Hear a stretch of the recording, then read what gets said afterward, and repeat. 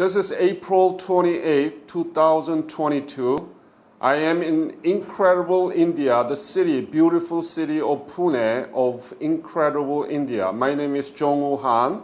I am the president of Korean War Legacy Foundation, which has more than 1,600 Korean War veterans interviewed, not just from the United States, but all over the world, 21 other countries that participate in the Korean War. We are doing this to preserve your memory first and your direct witness of the Korea that you saw in 1950 or 53 during the war, because it's been too long and it's been known as forgotten war. We don't want that. So that's why we want to preserve your memory, first of all, and to honor your service. But at the same time, we are going to make this interview into a curricular resources for history teachers so that they can keep talking about the war that you fought for Korea and the legacy, which is South Korea's simultaneous economic development and democratization. This is my great honor and to be in your beautiful home. And thank you for sharing your time and everything with me. Please introduce yourself. What is your name, sir? I'm Lieutenant General Mathew Thomas. Could you spell your first name and last name, please? M-A-T-H-E-W, Mathew, T-H-O-M-A-S, Thomas. So that's a very kind of English name. But you are Indian, right? Yes, I'm an Indian, but this is not an English name. It is the Disciples of Christ. So are you Christian? Yes, I'm a Christian. Great to see you, sir. I am Christian too. Yes. Yes, I'm a Christian. We are known as the Syrian Christians. Most of us are in southern India. Right. Yes. And what is your birthday, sir? My birthday is 11th March 1928. 1928. So you are, what is it, 94? Yes, I'm 94 now. It's not fair that you don't have any wrinkles or anything like that. Well, I think it's the good, shall I say, service that I had in the Indian Army, and my wife Jean, who looked after me. You look great, sir. Thank you. You look like a 60-year-old man. I'm not kidding. I'm not kidding. Wow.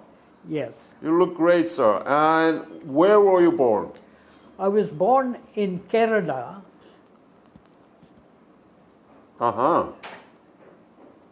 Where? In a place called, let me see now, Chenganur. Can you spell it? C-H-E-N-N-A-G-U-R.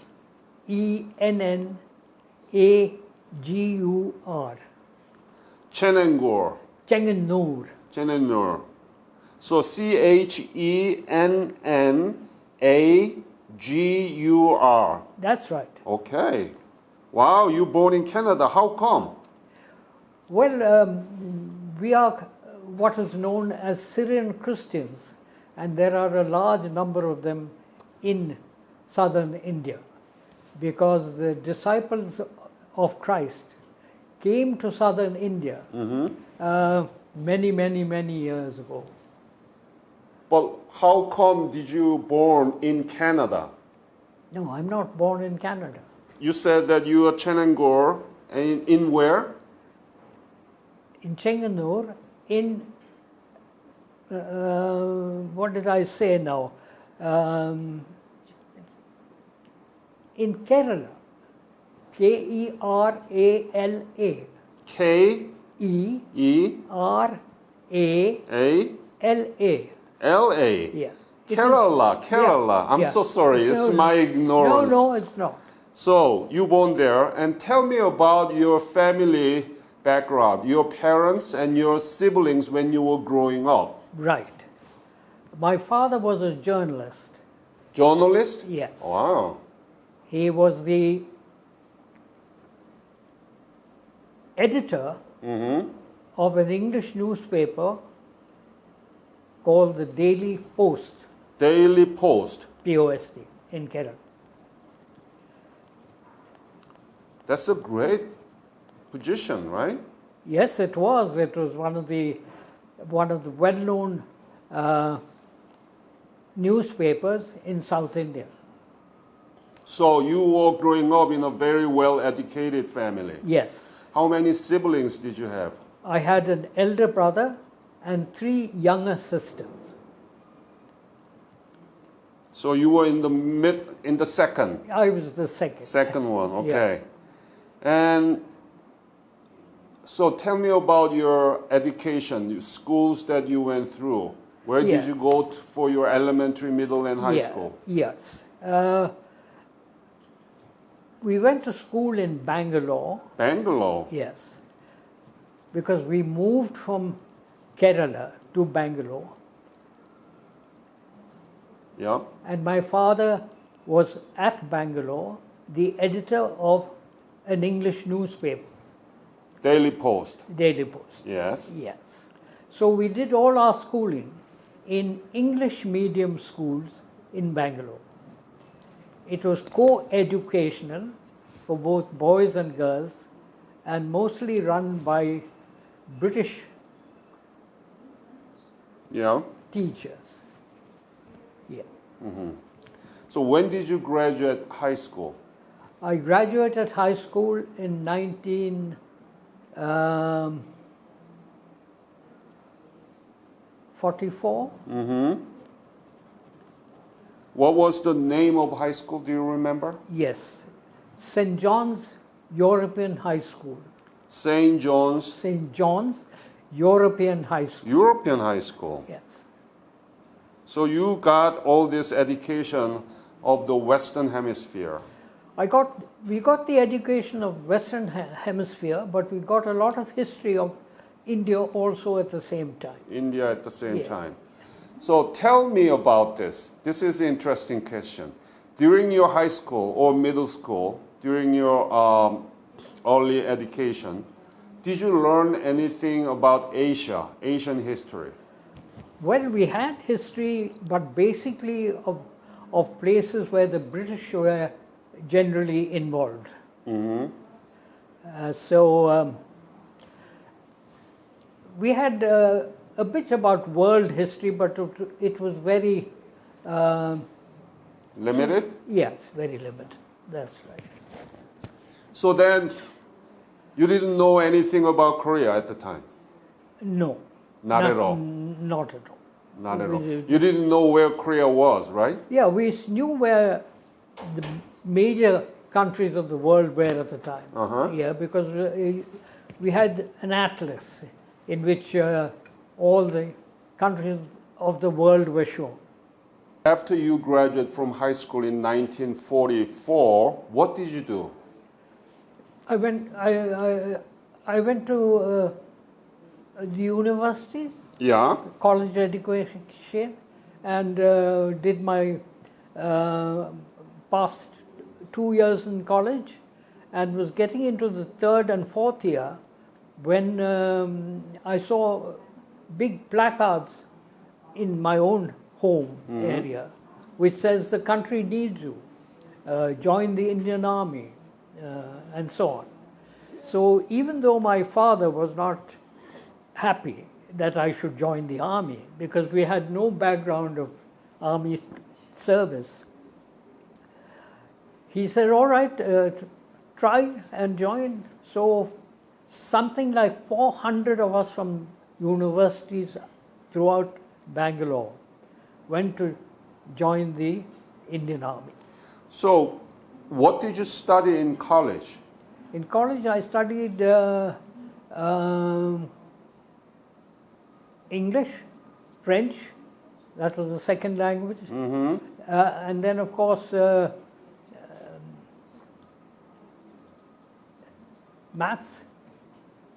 mathematics, and world history. So what is the name of the college? That St. Joseph's College. St. Joseph's. St. Joseph's College, Bangalore. And so What did you want to become at the time? Before you joined the army, what did you become? What did you want to become? Well, my father was very keen that I join the Indian Administrative Service. I see. Yeah. That's what you wanted to be? Well, at that time, I mean, we just listened to our parents, but we had not made up our mind as to what we eventually would like to do. I knew that your father would not be happy to see you join the army, Yeah, right? absolutely, absolutely. So tell me, how did it, so it was a conscript draft, right? No, Did you enlist? No. I had to go to the Services Selection Board. Mm-hmm. And there were something like 400 students that were looked at on that particular day, and you had to fill in 4 forms in which there were some questions. Were you ever a part of the Indian National Army movement? So I said no, because I was not, because the British did not like that movement, which was the movement that Mahatma Gandhi started to give India independence. So that was a question that they asked, and so on. So I filled this all in, and there was something like 200 questions that you had to fill in, all kinds of questions. So when my turn came, the Sergeant Major, who was interviewing us initially before passing us on to the Colonel, who would say yes or no, he told me, he looked down, and on the 30th number of the question that I'd answered, I had made a mistake. Uh-huh. And he turned on to me, he was a British Sergeant Major. He said, there's no time for people who make mistakes in the army, because mistakes means death for your own men. Okay? So he said, I'm sorry. Next. So I was very distressed, and I said, I went away and asked another Sergeant Major who was present. Yeah. And I said, I've made a mistake. Please, I want to join the army. Help me. And he said, I'm sorry. I can't do this. Okay. But I kept asking him, and then he said, all right. And he pulled up a chair. He said, sit here and fill the whole thing again. If you make one mistake, you're out. So I said, okay. I filled it in.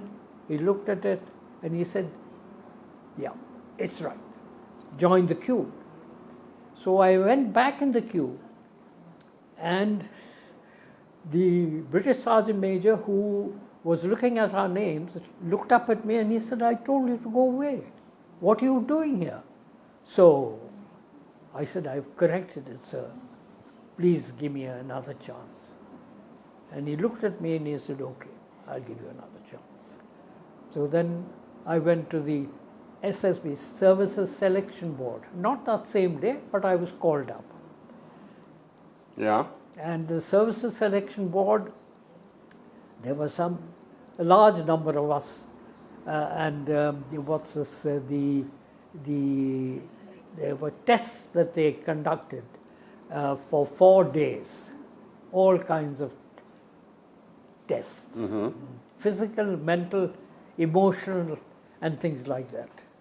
And then, of course, I was told at the end of it that I had an interview with the chairman of the board, who was a brigadier, and he asked us a number of questions about hearth and home and things like that. And I was lucky to be selected, and there were, out of this lot of 440 of us had been selected. So were you applied for officer's position or regular soldier? Only for officers. Officers? Only. Only for the officer. Yeah. Where did you get the basic military training? In the Indian Military Academy. Indian Military Academy. It's a very well-known military academy set up in 1930 by the British. in which both British and Indian officers trained. So when was it? When you joined the Indian Military Academy, what year was it? It should have been December 1948, but we were commissioned earlier because of the war with Pakistan. So when did you get the first lieutenant? I was a first lieutenant. In those days, you had a second lieutenant and a full lieutenant. Yeah. So I was commissioned as a second lieutenant. Second lieutenant in 1948? 1940. 48. Yeah. And in 1950, I became a full lieutenant. So you were in captain position? No, full lieutenant. And then you became a captain depending on vacancies. Got it. Yeah. So tell me about Korean War that you experienced. When the Korean War broke out, where were you? What were you doing? And did you know that you were, getting into the Korean War? Well, when the Korean War took place, I was already in the Indian Army. Right. Right. Yes. Okay, and we had no idea. At the Indian Military Academy, when we were training, the person who taught geography told us about Korea, where Korea was, etc. But just in passing, nothing very much about it, except where it was and generally what. Yeah, that was only the.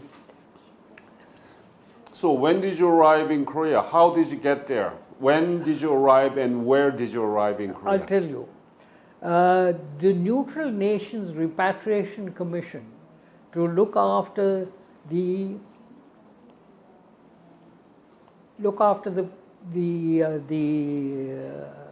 people that had been captured. Mm-hmm. Yeah. Neutral Nations Repatriation Commission was set up at that time. And India was asked to look after that by the government. And so there were a large number of prisoners of war. They were both Chinese as well as Koreans. Large numbers of them did not want to go back to their homes for some reason. And so the Neutral Nations Repatriation Commission was set up to speak to these people and to try and tell them that the war is now over and you must go back to your homes. But there were this large number of people who did not want to go back to their homes. So the Neutral Nations Repatriation Commission was set up in order to speak to these people individually and collectively and tell them that the war is now over. Your family is calling for you. You must go back home. Mm-hmm. Okay? And so this commission was set up. This commission was set up in order to speak to each one individually to be able to discuss when they could go home. Yeah. But when did you arrive in Korea? I mean, you see, when the Neutral Nations Commission was set up, India were the ones that were selected. Pandit Nehru, our Prime Minister, said that we will not send any troops to fight in the war. So they said, send us medical assistance. So that is when 60 paramedical company was selected to go to that location. And there's a very famous person called Colonel Rangaraj. Could you spell it? R-A-N-G-A. R-A-N-G. Ranga, R-A-J.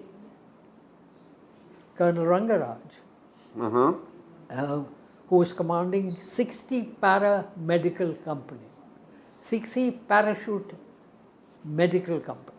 Medical company. Yeah. So how many are total, approximately? How many soldiers? In that, well, Yeah. there's actually about 5 to 600 in that, but only 350 odd went to Korea Okay. because of one reason, and the reason was that we did not have air support in order to send them. So they had to go by sea at that time, and that took time. So did you go to Korea after the war or before the war? No, after the war. After the war. Yeah. So it must The neutral nations got it repatriated after the armistice. after the armistice. Yes.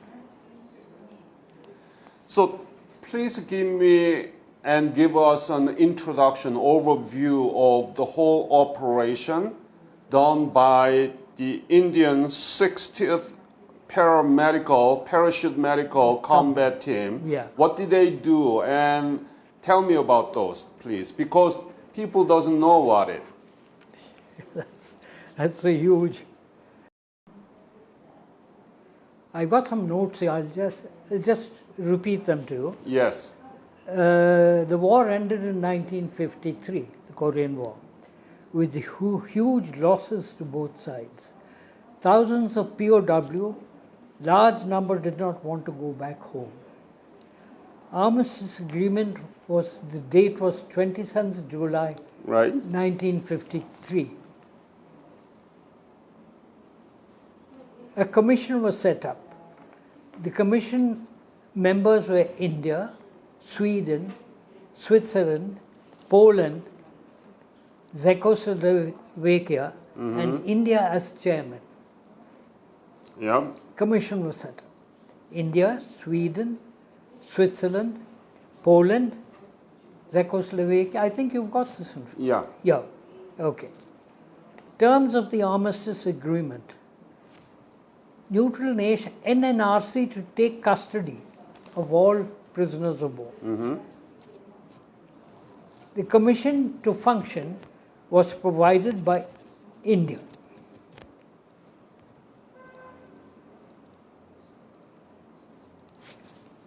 Custodian force of a divisional strength was created. This was under General S.P.P. Thorat, DSO. That's the Indian general. Indian general. Yes. Consisting of 4 battalions. The custodian force consisted of 4 battalions. Yeah. 3 Rajputana rifles, Rajrif it's called, 6 Jat regiment, 3 Dogras, Dogra regiment, 3rd Garawal rifles and supporting units, plus 60 para field ambulance. So this was the custodian force that was made in order to look after the prisoners of war. The directive given by India to General Thorat was no political responsibility, no coercion, no use of force.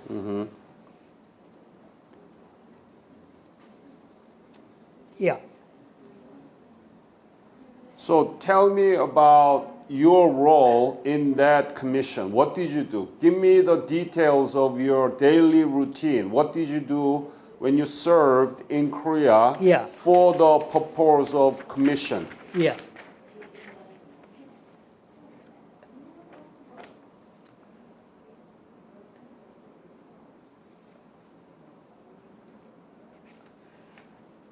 The custodian force India left India in 5 contingents. 4 by sea and 1 by air. The battalion that went by air was my battalion. Oh, so you went to Korea by air? I went by air. Yeah. And where did you arrive in Korea? Gimpo? No. The head of southern Korea said that Indians were basically not happy with them, or words to that effect. And he said, no Indian will land in Korea. Huh. So we were flown from the sea by helicopters to the neutralized zone. And it was something like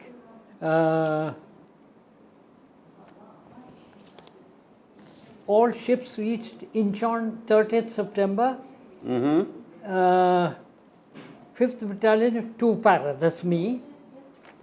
Truncated due Air Force capability to take not more than that. 5 into 3 decked C-124 Globemasters of the US Air Force took us to Korea. I see. 374th Troop Carrier Wing of the American Air Force took us. So they flew us from Calcutta on 23rd September 1953. And there's a note here saying I was 25 years old at the time and had 5 years service. I belong to 2 para. Okay, so it says here, the note that I have is 2 para moved by rail to Calcutta. We stayed at a place in Calcutta called Red Road Camp. The commanding officer was Colonel T.R. Jaitley. 2IC was Major I.S. Gill, Military Cross. And I was the adjutant at the time.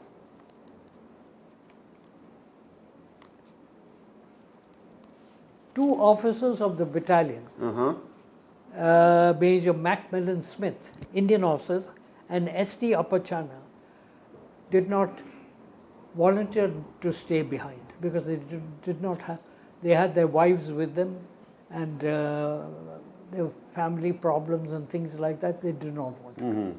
So they stayed behind. All supporting weapons were left behind, mortars, etc.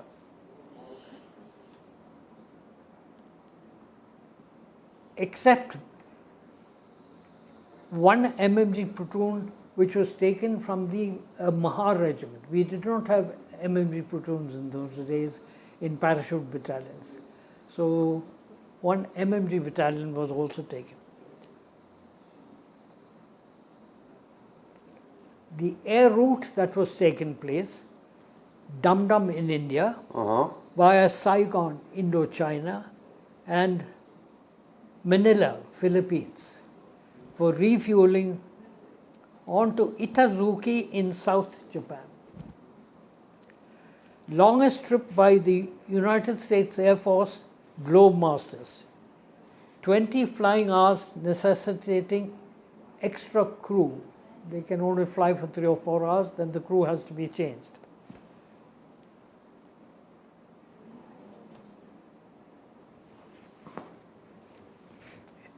Morning of 23rd December we flew. Refueling was at Clark's Air Force Base, menu controversy. We landed there at we landed at this refueling spot and we were to have lunch there. So an American officer, a captain, came up to speak to me and said, lunch will be ready in a short time. So just to converse with him, I said, what are we having for lunch? So he said, beef steaks. So I turned on to him and I said, our troops don't eat beef. Don't eat beef. Yeah. So he was nonplussed for a moment and he said, just a minute, sir. Everything will be okay. We went back. They changed the whole menu for all the troops. That's a very interesting anecdote. Yeah. No beef. No beef. No beef. Yeah. Our men don't eat beef. Right. Yeah. Okay, and some of them are vegetarians also. Yep. I mean, they don't eat chicken and so on and so forth. But we eat everything. Everything is put on the plate, you bloody well eat it.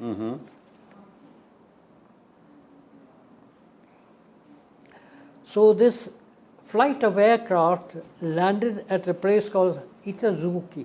Itazuki. Yeah, which is, and we moved by sea into Korean waters. Uh-huh. The airlift from to the DMC was because of the Singamri was the Sungman-ri, yes. Singamri was at that time President. he refused Indian troops to travel on Korean soil. Right. As he considered India to be communist. There were no communists in. Then we come to the DMZ. Right. area. Yes. Roughly along 38th parallel, it was 4 kilometers wide and passed through Panmunjom. It's divided into 2 halves by military demarcation line. CFI is situated on the southern portion of line, bounded by Imjin River in south, dominated by hills, 1500 to 108,000, and they were all mined. Heavily mined. Heavily mined. Yeah. Southern part housed 22,600 PW plus 5,000 CFI troops. Mm-hmm.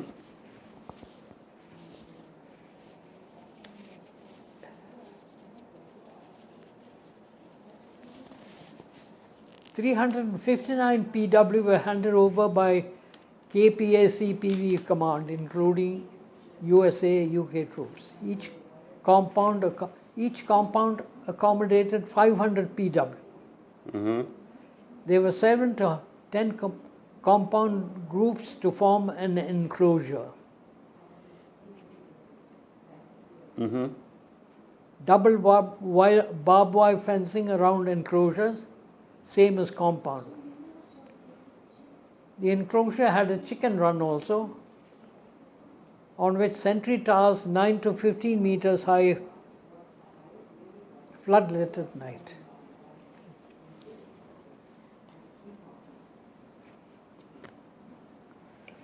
And there's a whole lot of minor information. I don't know whether you... But tell me about, please, General, what was like to be in the Panmunjom neutral area every day, and what did you do? What was your mission? What was your job description? Job description is that we had the companies out looking after the prisoners of war. Mm-hmm. They're separate. And we have a headquarters of the battalion. Yeah.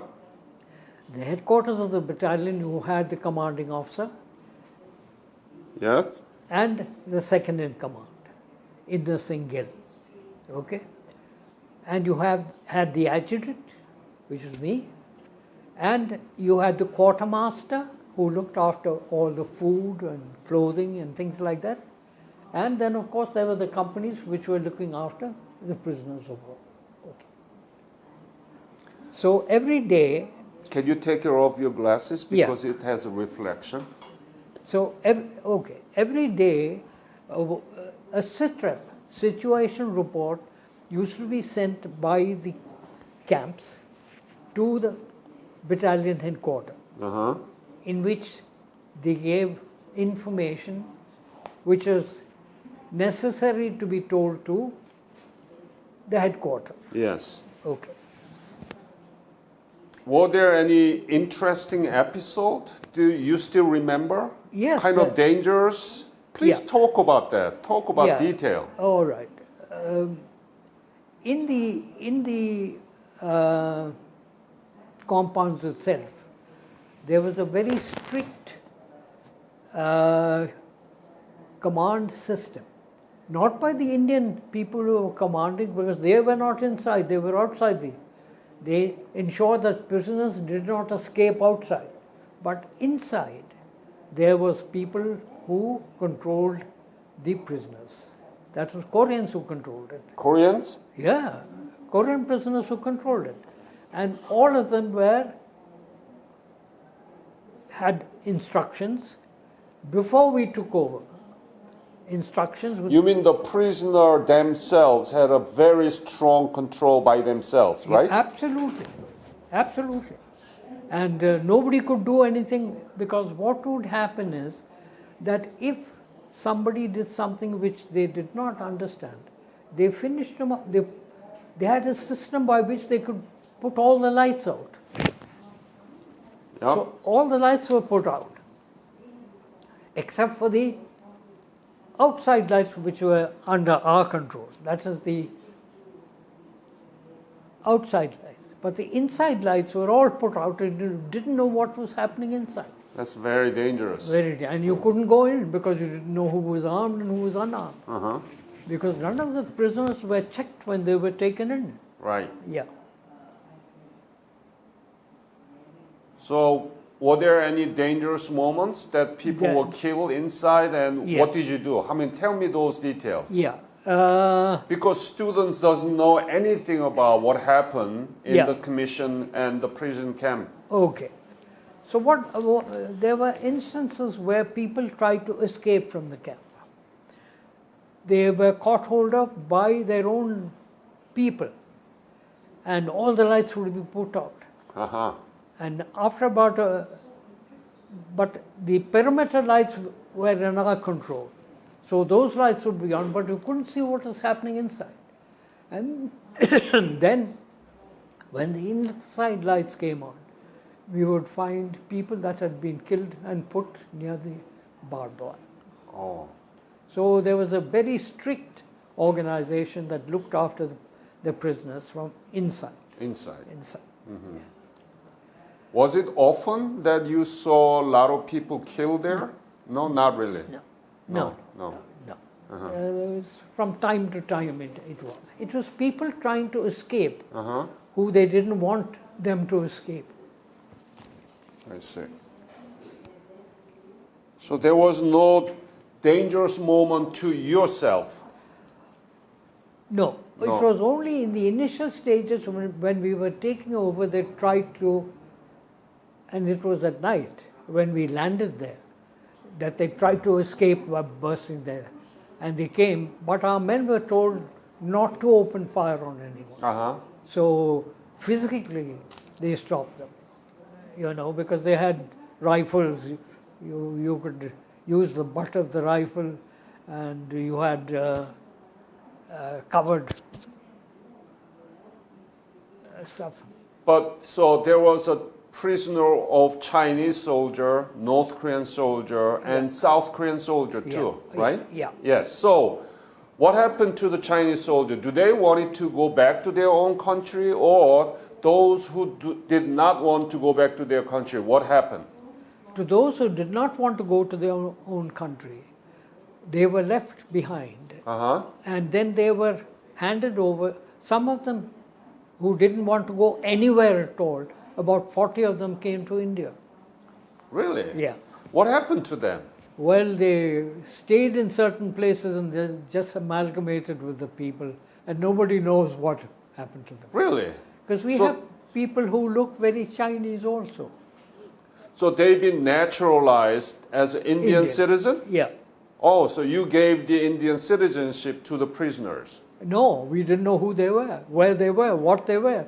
They just amalgamated. And we are, as a people, there are millions of us. Yeah. Millions of us. And large numbers of them are not. So then what about other people who did not want to go their own country? Where did they go? Do you remember any country that you remember that most of the prisoners wanted to go? Most of the prisoners wanted to go to... For example, what country did they go? They wanted to go to North Korea. You mean the Chinese one go to North Korea? Yeah, because North Korea and China were good friends. Right. Yeah. So What about other Western countries that they did go? No, they didn't want. But they didn't know anything about Western countries. Exactly. They didn't know anything about Western countries. And they always had the thought that if you were in North Korea, there's a chance that you could come home to South Korea, where their families were. Yes. So it must have been a very difficult period for each one of them. Yeah. Yeah. So, except those about 20 people who came to India, most of them either go to their own country or go to North Korea. Correct. Or South Korea. Anybody, any Chinese soldier or North Korean soldier went to South Korea? I'm not sure. Oh. I'm not sure. Okay. So, what do you think about the whole operation? Was that mission successfully You see, implemented? what happened was that the persons who were talked to and had not made up their mind, the Korean people turned around and said they should be released and go wherever they want, whether North Korea, South Korea, whatever it was. But General Samaya, who was in charge of the whole thing, he was the big boss, said no. He said no. Why not? Why? Why did he say He no? didn't say that because that was not in his terms of reference that was given to him by the United Nations. I see. Yeah. So he didn't want to break that. So he said no. So we handed them over to the Americans, To where? the US. U.S. US, not in the USA, but the US in Korea at that time. Yeah. Yeah. And they decided what to do with them. What do they decide? I don't know what they decided. I'm see. not sure. Okay. Yeah. There weren't many. There weren't many. There weren't many. Right. See, it's a very complicated Yes. situation, and there are so many aspects of it that it's very difficult to correlate them together and put them together. And you know, this is something that happened so many years ago, and I've been in 3 wars after that this has been, and I was a young officer at that time, and Sure. yeah. General Thomas, not many people know about this repatriation committee, you know, so this is very important interview, Yeah. and so that people will know about Yeah. what you did as a part of the neutral countries Nation. commission, repatriation Yeah. commission. Yeah. So you landed in Korea in September of 1953, That's and then when did you leave Korea? 1954. 54. Yeah, after this thing was finished. 54, I was in Korea for about 9 months. 9 months. Yeah. So must be like July of Yes, 1954. You see, I had to do a staff college examination, which was due, and you had to do it before a certain age. I see. So I came back to India by an American ship earlier so that I could do the examination. Got it. So I came back slightly earlier by sea, as opposed to the rest that came also by sea, but they came in a slow situation. When you were in Korea from 1953 to 54, were you able to go around and look around the cities in Korea? Not at all? No. But I went on what the Americans call R&R. R&R. Where did you go? To Japan? I went to Japan. Okay. Stayed Have you there. been to Seoul City? Yeah, I've been to Seoul because I've been to Korea after the war many times. No. I'm talking about during the war. No. During when you were there, did you stay just in Panmunjom area, or Yes. were you able to go look around other city? No. Not at all. But you know how Korea was at the time in 1953, right? Yes, to a certain extent. I was very keen, I'm jumping the gun, I was very keen to go to the place where the atom bomb had been dropped. I'm sorry? The atom bomb had been dropped. That's in Japan, That's in Japan. right? Yeah. But I'm talking about in Korea. Oh, right. In Korea itself, no, I wasn't. Okay. I went to North Korea because they invited us before we came back to a big Where did you go in North Korea? What is the name?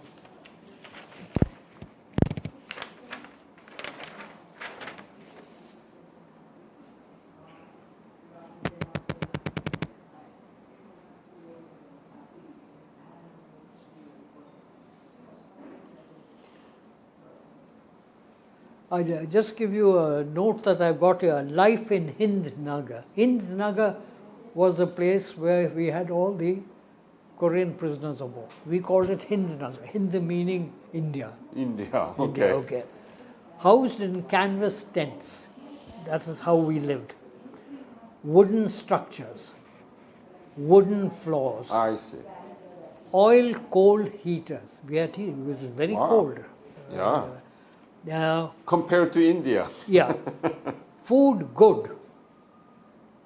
You ate goat? Yeah, I eat meat, I eat everything. Oh, okay. I'm a paratrooper. ECC helped maintain good health and morale.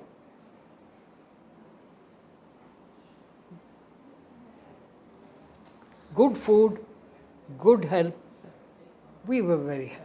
There is no complaints. I mean, you had outdoor latrines, and you used it. You had a little. You had this thing. You sat like this, and there was water and paper also, so you could use what you wanted. Were you able to write letters back to your parents?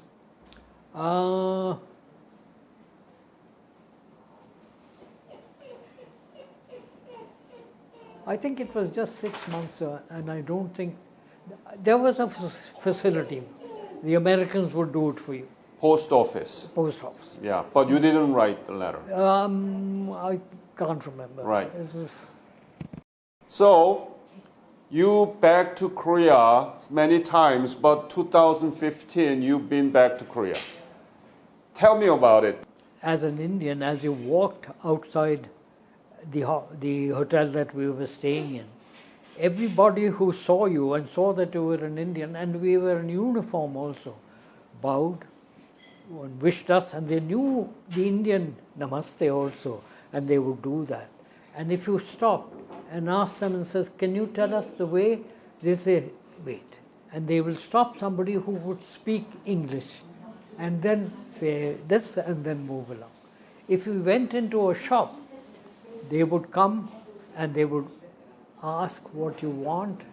They would send for water in case you wanted a shop, and looked after you very most gracious and most. I can't imagine that we sent one field ambulance, okay, and the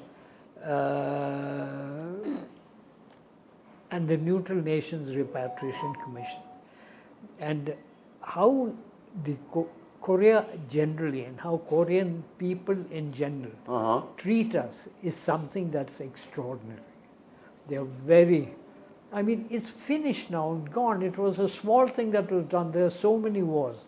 But you remember what we did at that time, which was the one parachute field ambulance that we sent. Nothing to fight the war with. And then, of course, we sent the Neutral Nations Repatriation Commission. And that's the only thing that we have. And yet, every time anyone, today, as you know, there is a system by which people are allowed to go to Korea. And the list comes every day. Now, the people who should go are people who were a part of that. But now their sons, grandsons, Yes. granddaughters, everybody is going to Korea. You know, and so it's one country, I think, that cannot be, what is the word I should be, compared as far as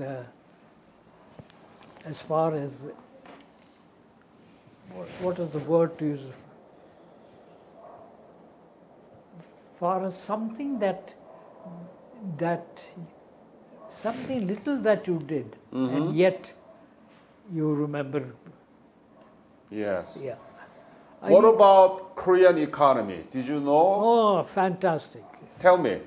Well, What did you see there? And please be comparing that with the Korea you saw in 1953 and 4. Yeah. That's more important.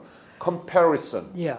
Well, the Korea of today, I think, is absolutely wonderful.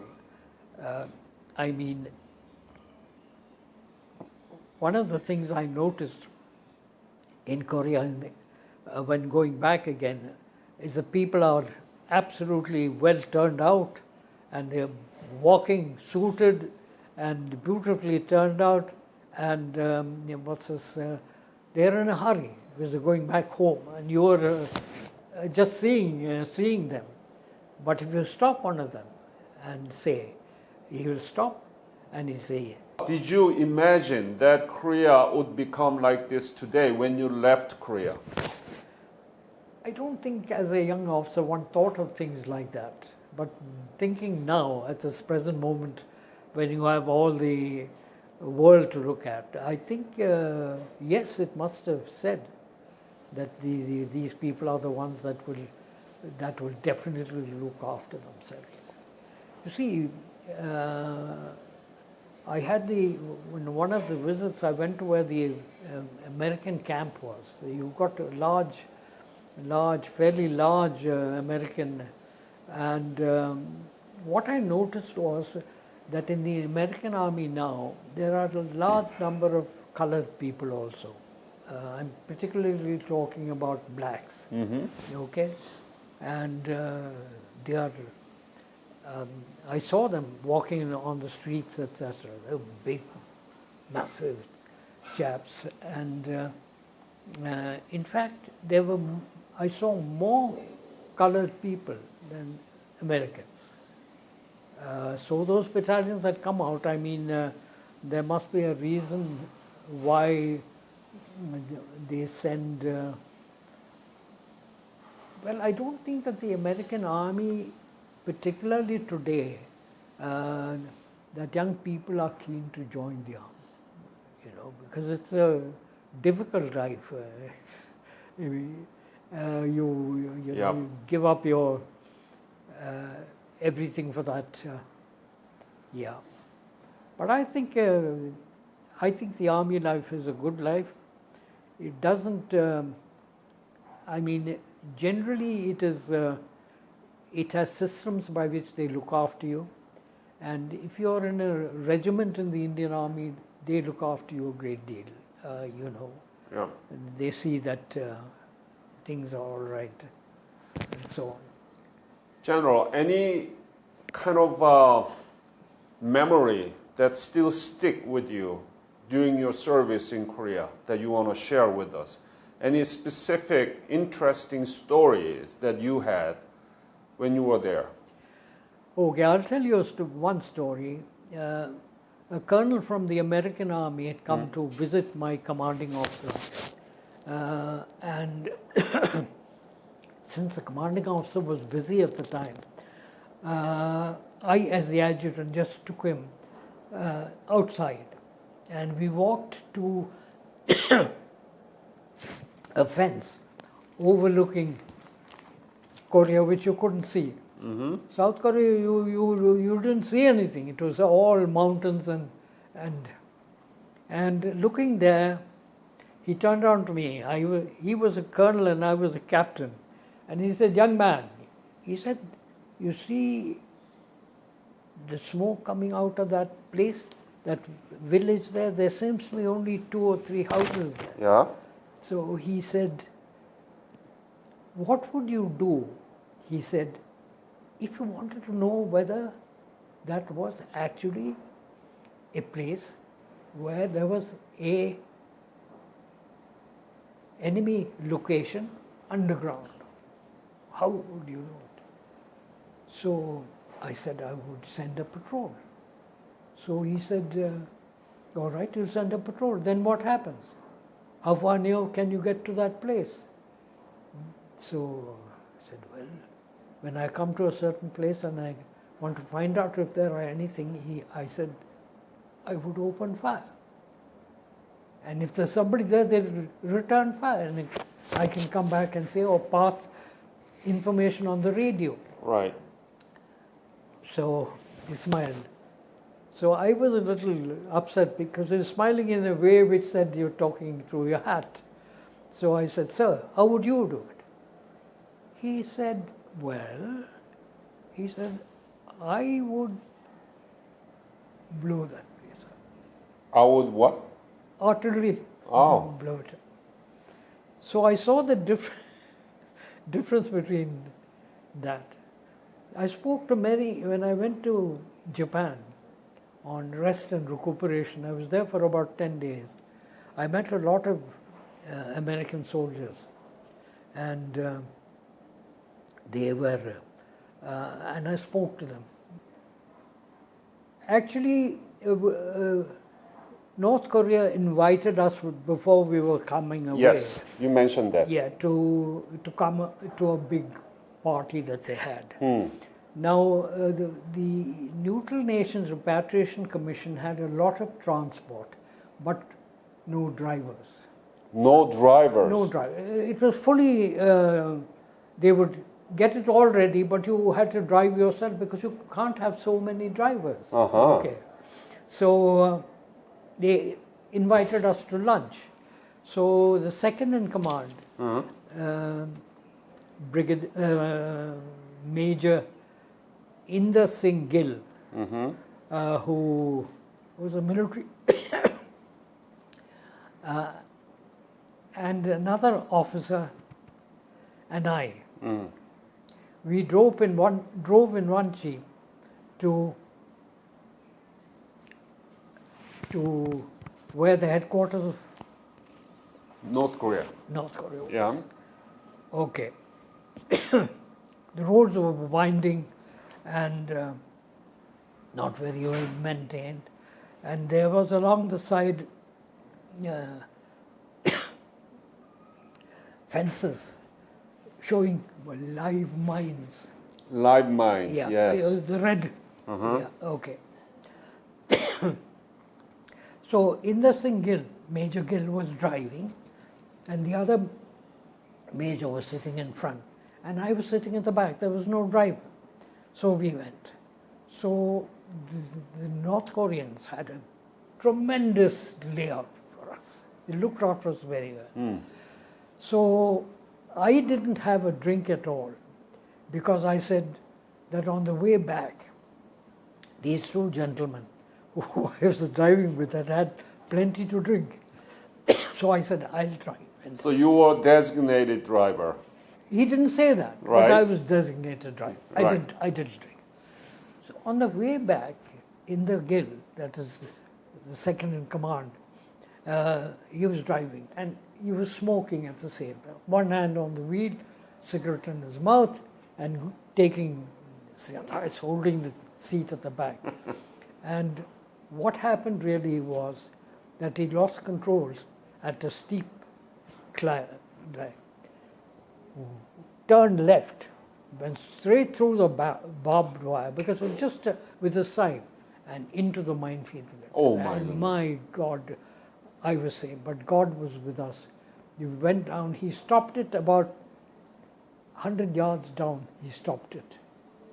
And we were sitting in this shaking, and he looked down like this, got out of the car, tapped himself, and started walking, and said, "Follow me." So the major followed him, and I was third, and we walked through that minefield, and God was with us. Not one exploded. And then, when we came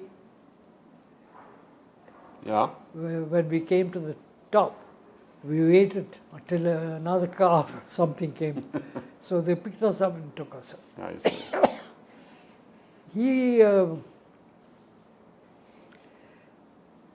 His mother was Scots, and his father was a Sikh. And they lived in England all the time, and he wanted to join the army during the Second World War. But because of the fact that he was not old enough, he joined as other rank, then got a commission. Then Second World War, he should have got a Victoria Cross for what he did. But, yeah. So tell me about what do you think is the legacy of the Korean War and what are the importances of Indian participation in the Korean War? What is the legacy and what is the importance of Indian participation? I think the legacy, if you asked me and some of my people, is that out of a chaotic condition, the Koreans have built themselves up to something that is extraordinary in this main matter of being able to come back from absolute chaos to where they are now. I think that is a lesson that we should all learn. And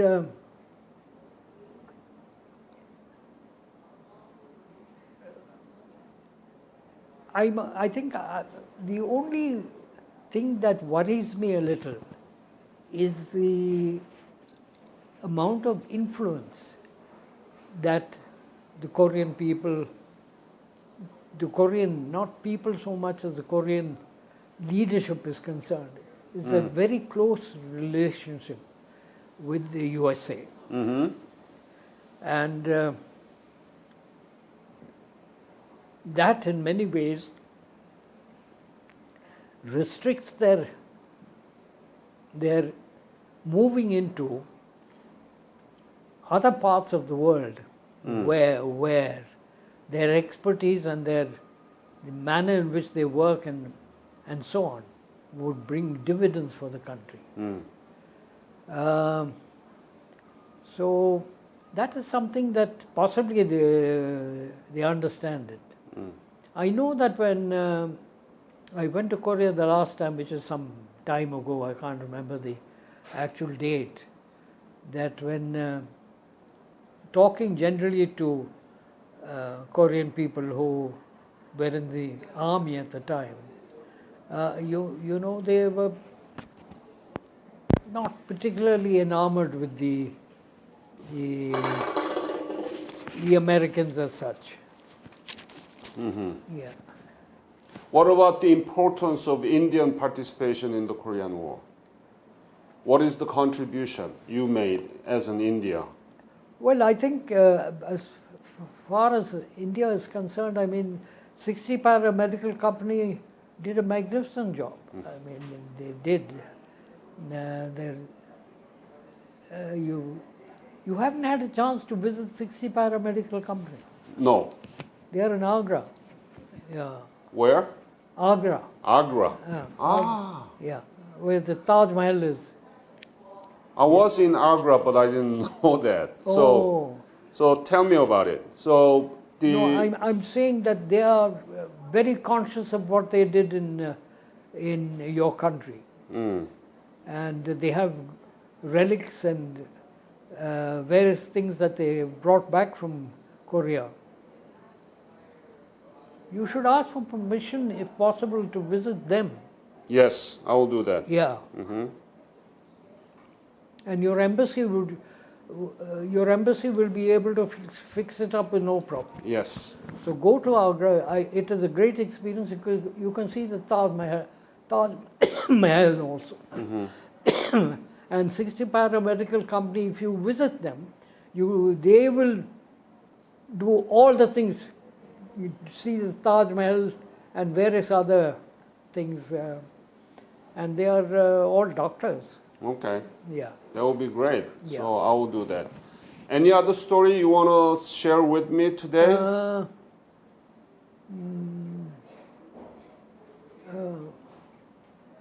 What is it? No, I think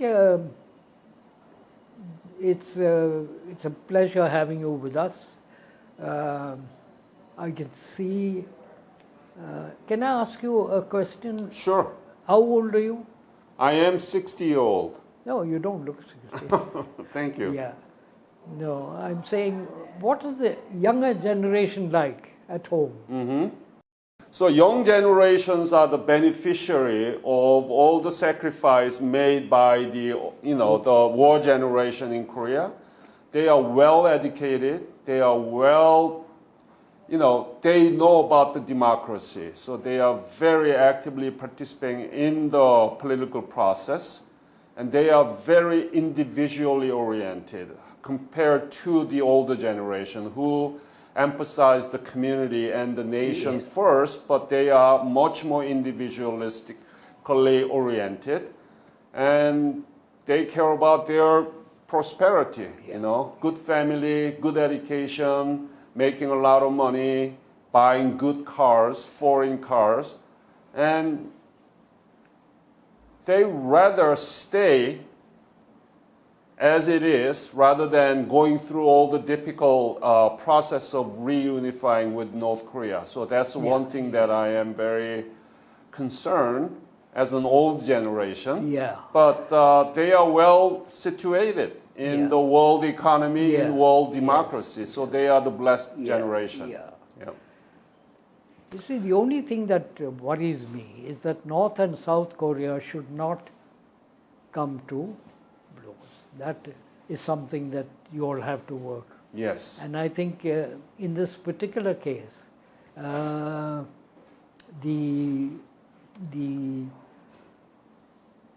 I say, the effort that South Korea makes should be more than what North Korea does. Yeah. Because I think basically in their heart of hearts, North Koreans are hoping at some day they would be as affluent as South Korea is. Exactly. Yeah. Yeah. Yeah, I think it's a great country, and I think they have a great future. And there's people like you who are not in the younger lot, but in the deciding lot, should be the ones that have to work as hard as you're working now. It's a great country. Could you say, as a last phase of our interview, could you say something to Korean people that you fought for 72 years ago? Yeah. What would you say to them? As an old soldier, having had the privilege of being in Korea in 1953-54, I would say that what you have done since then to increase the